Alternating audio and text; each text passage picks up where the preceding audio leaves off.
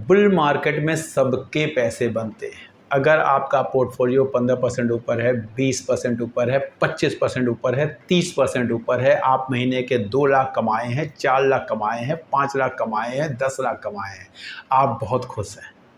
Please इस खुशी को प्लीज़ कहीं रोकिए। मैं आपको अपने 24-25 साल के इक्विटी मार्केट की जर्नी से बता रहा हूँ।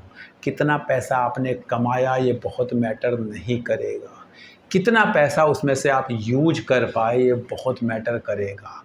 प्लीज़ वैल्यूएशन को समझें, प्लीज़ ग्राहम जी को समझें, आप जो है झुनझुनवाला जी को समझें, आप वॉरेन बफेट जी को समझें, रामदेव अग्रवाल जी को समझें। सब ने ये कहा है जब चीज़ें सस्ती हो तो ख़रीदना है और महंगी हो तो शांति से बैठ जाना है।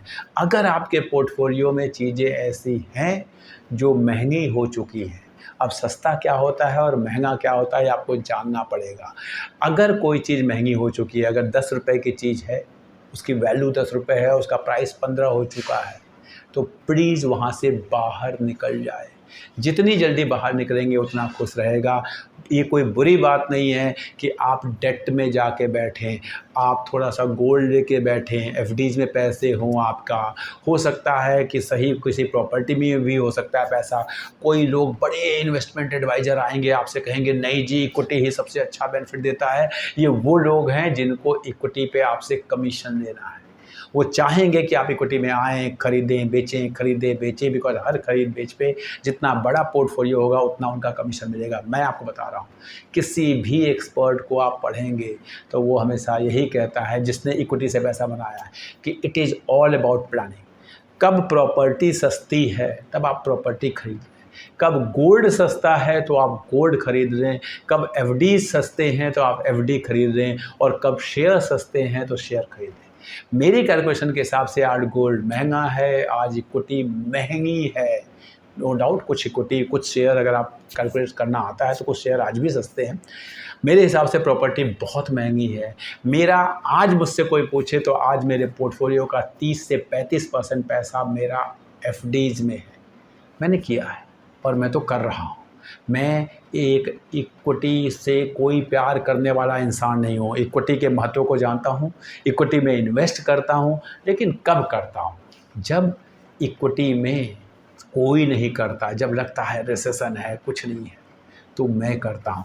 आज इक्विटी अच्छा है, मैंने ऐसा नहीं कि सब कुछ बेच दिया, मेरे पास अच्छे शेयर हैं, वो बढ़ रहे हैं, वो बढ़ते रहें, लेकिन मेरा 35% लगभग पैसा आज के टाइम पे डेट में शिफ्ट हो चुका है।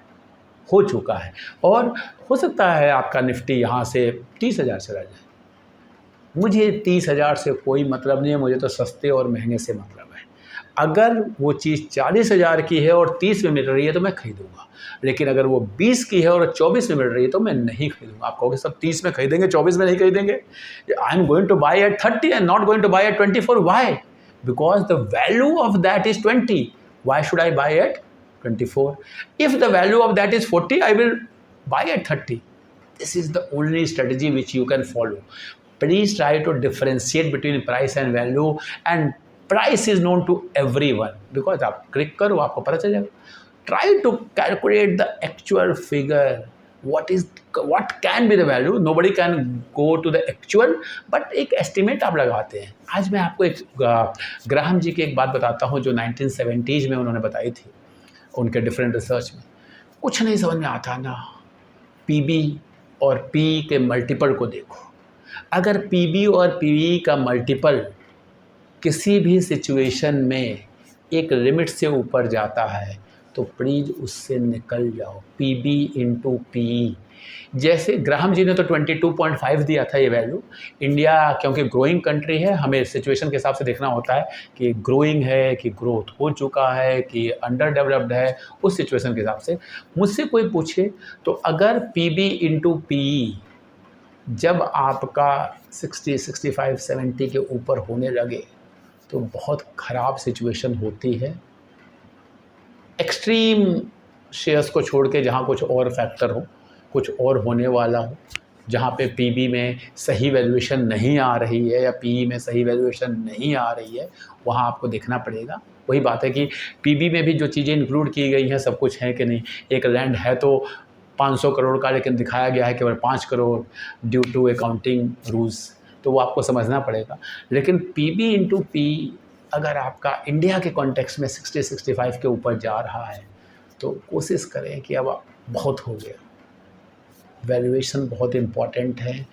गलत टाइम पे गलत शेयर खरीद लेंगे, आपको लगेगा पैसा बन रहा है। मैंने कल भी क्लास में एक एग्जांपल लिया था कि मैंने कोई शेयर 100 का ख़रीदा, वो 300 का हो गया। या तो मैं 300 में बेच नहीं पाया, फिर वो नीचे नीचे नीचे आ गया। दूसरा आपने बेच भी दिया, आप कहें सर मैंने 100 का ख़रीदा था, 300 का बेचा है, क्या प्रॉफिट कमाया है। लेकिन 300 में आपने उसी क्वालिटी का एक और शेयर खरीद लिया। अब क्या हुआ?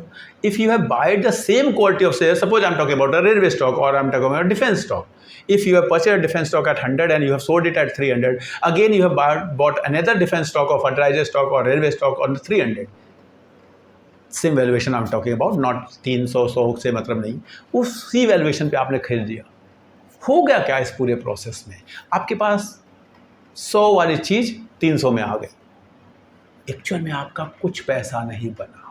ये उसी तरह है कि आपने सोना खरीदा 10,000 का, बेच दिया उसको 50,000 का, आपको समझ में आया मैंने 40,000 रुपये बना लिए, लेकिन उस 50,000 में फिर लोहा खरीद लिया। अब वो 50,000 नहीं रहेगा, वो 1,00,000 नहीं बनेगा, वो दोबारा 10,000 पे आएगा ही आएगा। तो इसलिए आपके बनाए हुए पैसे आपके किसी काम नहीं आएंगे। तो my humble request, whenever you are buying a share, try to calculate the value. Value is बहुत इंपॉर्टेंट। अगर आपने गलत चीज़ खरीद ली, गलत प्राइस पे खरीद ली, तो आप इक्विटी मार्केट में आपको लगेगा आपका पैसा बना है। मेरे पास बहुत सारे लोग आते हैं, उनके पोर्टफोलियो को मैं देखता हूँ, कईयों के तो रिटर्न मुझसे ज़्यादा है और बड़े खुश होते हैं, सर मैंने ये किया, वो किया, ऐसा किया, वैसा किया। मैं कहता हूँ कोई बात नहीं, एक बार 10 साल का स्पैन ख़त्म होने दो, आपको समझ में आ जाएगा। एक बुल रन में एंट्री किया है, आपका पोर्टफोलियो बढ़ रहा है, आप भी खुश हैं, दुनिया खुश है। लेकिन ऐसा नहीं होगा, इसलिए आपको सावधान रहने की ज़रूरत है। Try to make a balance between your portfolio, this is my humble request. Channel पे आते रहें। चैनल अच्छा लगा है तो प्लीज़ सब्सक्राइब करें। मेरे व्यूअर और सब्सक्राइबर्स के बीच का रेशियो बहुत डिफरेंस है। कमेंट करें, आप लोग कमेंट नहीं करते हैं, लिखें कि आपको वीडियो कैसा लगा, आपको किस टॉपिक पे वीडियो चाहिए। मैं प्रॉमिस करता हूँ, मैं कमेंट्स को पढ़ता हूँ और कोशिश करता हूँ कि मैं आपको बता पाऊँ, आपको सिखा पाऊँ। मेरा काम आपको टिप्स देना नहीं है, मेरा काम आपको सिखाना है।